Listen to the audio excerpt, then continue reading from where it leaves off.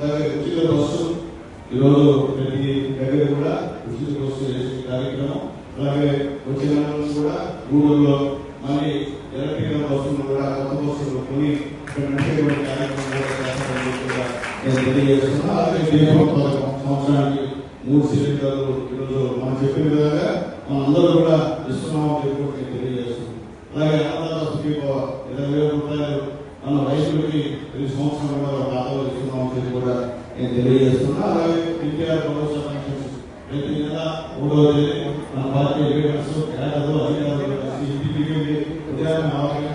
వేసి మనం కార్యక్రమం చేస్తున్నాం కూడా గుర్తు చేస్తున్నాం. త్వరలో కూడా ఈ పెన్షన్స్ కొత్త పెన్షన్స్ కూడా ఇస్తారని కూడా తెలియజేస్తున్నాం. అందరూ కూడా జాగ్రత్తగా ఉండి ఎవరు తప్పుకున్నారో వాళ్ళందరినీ గుర్తించే కొత్త పెన్షన్ కూడా ఇచ్చే కార్యక్రమాన్ని ఏర్పాటు చేయడం కూడా మీ అందరికీ తెలియజేస్తున్నాం. అలాగే మనం వచ్చిన తర్వాత ఆటో డ్రైవర్లు కూడా మనం ఆర్థిక సహాయం చేసే విషయాన్ని కూడా ఒకసారి గుర్తు చేస్తున్నాం. అలాగే దివ్యాంగ శక్తి అలాగే వికలాంగులకి మనం 6,000 రూపాయలు ఇస్తూ ఉన్నాం. అలాగే అయితే 15,000 రూపాయలు వస్తున్న విషయాన్ని కూడా ఈసారి కూడా గుర్తు చేస్తున్నాం.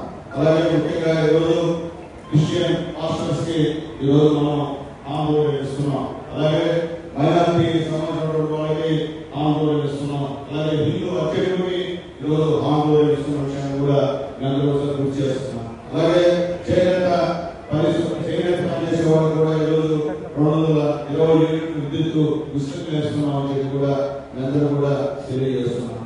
అలాగే ఏ కార్యక్రమం ఏమి చెప్పినవి కూడా చేసేటువంటి పరిస్థితుల్లో ఈరోజు ఈ ఎన్డీఏ గవర్నమెంట్ అని చెప్పి కూడా మేమందరికీ తెలియజేస్తున్నాం.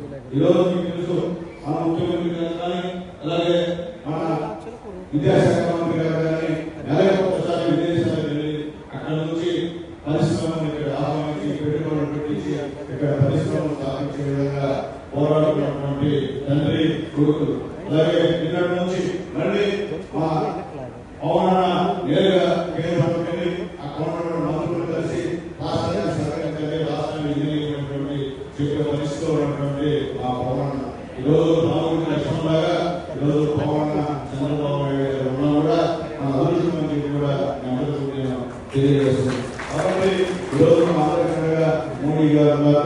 ఆయన నేతృత్వంలో ఈరోజు ప్రమాణంగా ఈ రాష్ట్రం అభివృద్ధి చేసిన విషయాన్ని కూడా అందరూ కూడా ఒకసారి నేను గుర్తు చేస్తున్నాను. గతంలో రాజధాని అనేది మనకి 5 సంవత్సరాల్లో 3 రాజధానులు అన్నాడు.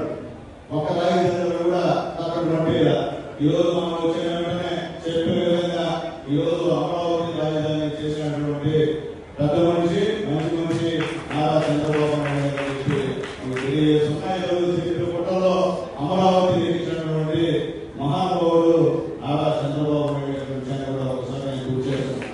మన నాయకుడు మగాడు, మన నాయకుడు చిత్తశుద్ధిగా మనిషి, మన నాయకుడు నిజాయితీ పరుడు, మన నాయకుడు పనిచేసే ధైర్యం గౌరవ మనిషి. అవతల నాయకుడు చాలా కాదు అభివృద్ధి కాకుండా ఈరోజు దేవుడిని రాష్ట్రాన్ని చేయాల్సినటువంటి వ్యక్తి అవతల నాయకుడు. ఆయనకి మన తేడా ఎలా ఉంటే అని చెప్పి నేను తెలియజేస్తున్నాను. అలాగే ముఖ్యంగా అందరూ కూడా ఇప్పుడే మా ముఖ్యమంత్రి గారు చెప్పారు, స్థానిక సంస్థలు వస్తూ ఉన్నాయి. ఖచ్చితంగా మనమైతే ఆ విధంగా దౌర్జన్యాలు చేసి అలాగే పీఫామ్ లాక్కొని చింపేసి పోలీసులను కొట్టించి ఆ పనులు మనం చేయం. మనకు అవసరంగా ప్రజాస్వామ్య దేశంలో డాక్టర్ బాబాసాహెబ్ అంబేద్కర్ గారు రాసిన రాజ్యాంగం ప్రకారం ఎలక్షన్స్ మనం పోదాం. ప్రజలు ఖచ్చితంగా మనం పనిచేసాం, మనం ఓటు వేస్తాం. ఎందుకంటే వాళ్ళంటే భయం, ఆ భయం పోదనుకున్నారేమో చూశారు. 5 సంవత్సరాలు ఆయన చూశారు, ఆయన ఏం చేశారో చూశారు. ఎందుకు సాక్షాత్తు మీ తాతలు మీ నాన్నలు సంపాదించినటువంటి పొలాల మీదే ఆ యొక్క పాస్బుక్ల మీదే ఆయన తలగా వేసుకున్నటువంటి పెద్ద మనిషి ఆయన.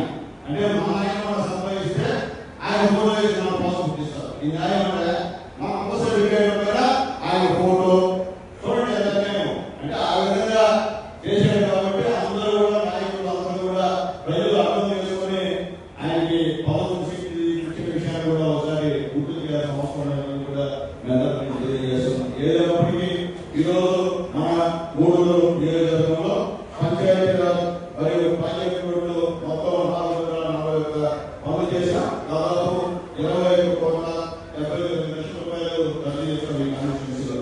అలాగే పంచాయతీ భవనాలు దాదాపు 10 పంచాయతీ భవనాలు దాదాపు 3,00,00,000 ఈరోజు పనులు జరుగుతున్న కూడా గుర్తు చేస్తున్నాం. అలాగే హెల్త్ క్లినిక్ పాలన గ్రామంలో 36 లక్షలతో ఒకటి హెల్త్ క్లినిక్ కూడా ఏర్పాటు చేసామని కూడా మీకు తెలియజేస్తున్నాం. అలాగే 4 ప్రాజెక్ట్స్ 4 వర్క్ చేసాం, దాదాపు 51 లక్షల కూడా మీకు తెలియజేస్తున్నాం. అలాగే పంచాయతీరాజ్లో మొత్తం 453 పనులు చేస్తే మొత్తం మీద 43,74,00,000 రూపాయలు మనం వర్క్ చేసామని మీకు తెలియజేస్తున్నాం. అలాగే ఆర్థిక కింద దాదాపు 363 వర్క్ చేసాం, దాదాపు 24 కోట్లతో ఈ యొక్క వర్క్ చేసామని తెలియజేస్తున్నాం. అట్లాగే గ్రామీణ నీటిపారుదల శాఖ సంబంధించినటువంటి మొత్తం 395 వర్క్ చేస్తే మొత్తం 35,72,00,000 ఖర్చు చేశామని చెప్పి నేను తెలియజేస్తున్నాను. అలాగే ఇరిగేషన్ దాదాపు 588 వర్క్ చేశాం, దాదాపు 43,17,14,00,000 ఖర్చు చేశామని తెలియజేస్తున్నాం. ఈ విధంగా మొత్తం అన్ని శాఖలకు సంబంధించినటువంటి దాంట్లో దాదాపు 6,783 లక్షల కోట్ల రూపాయలు వర్కులు మనం చేశామని చెప్పి కాన్స్టిట్యూషన్ లో మీ అందరికీ కూడా నేను తెలియజేస్తున్నాం. అన్ని కూడా వర్కులు చేశాం, దాంట్లో కూడా మాట్లాడలేదు.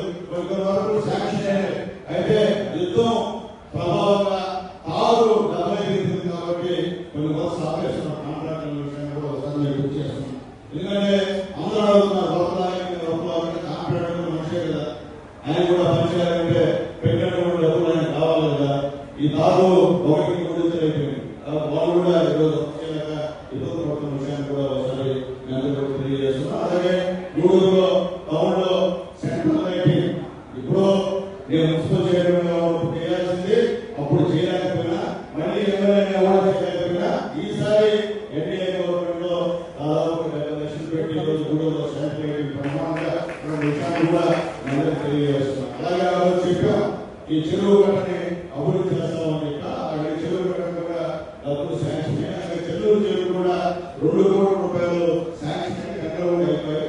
అలాగే చెల్లూరు చెరువు కూడా 1,50,00,000 శాంక్షన్ అయింది, అవి కూడా టెండర్లు అయిపోయాయి. అలాగే గూడూరు చెరువు కూడా 1,50,00,000 శాంక్షన్ అయింది, టెండర్లు అయిపోయాయి. త్వరలో 5 రోజుల్లో కూడా వర్క్ స్టార్ట్ చేస్తామని చెప్పి కూడా గూడూరు వాళ్ళందరూ కూడా తెలియజేస్తున్నామని చెప్పి మీకు తెలియజేస్తున్నాం. ఎందుకంటే ఏదైనప్పటికీ మనం గతంలో ఎమ్మెల్యేగా ఉన్నప్పుడు కానివ్వండి, ఇప్పుడు ఎమ్మెల్యేగా ఉన్నప్పుడు కానీ పేదవాళ్ళకి సీఎం రిలీఫ్ ఫండ్ దాదాపు 8,900 కోట్ల రూపాయలు తీసుకొచ్చామని చెప్పి కూడా నేను తెలియజేస్తున్నాను. ఆ విషయంలో మాత్రం మా నాయకులందరూ కూడా చేతులెత్తి నమస్కారాలు తెలియజేస్తున్నా. మా నాయకులు ఇంట్రెస్ట్ వచ్చిన వాళ్ళందరూ కూడా పంపించకుండా నేరుగా తీసుకొచ్చి ఓపికగా మా పార్టీ నాయకులందరూ కూడా మా కుటుంబ సభ్యులందరూ కూడా సహాయం చేయమని చెప్పి కార్యాలయాలు తీసుకుంటే అవన్నీ కూడా చేశాం. ఇప్పుడు కూడా దాదాపు 60 చెక్కులు వచ్చినాయి, దాదాపు ఫస్ట్ ఒకేసారి 60 లక్షల రూపాయలు విషయాన్ని కూడా నేను తెలియజేస్తున్నాను.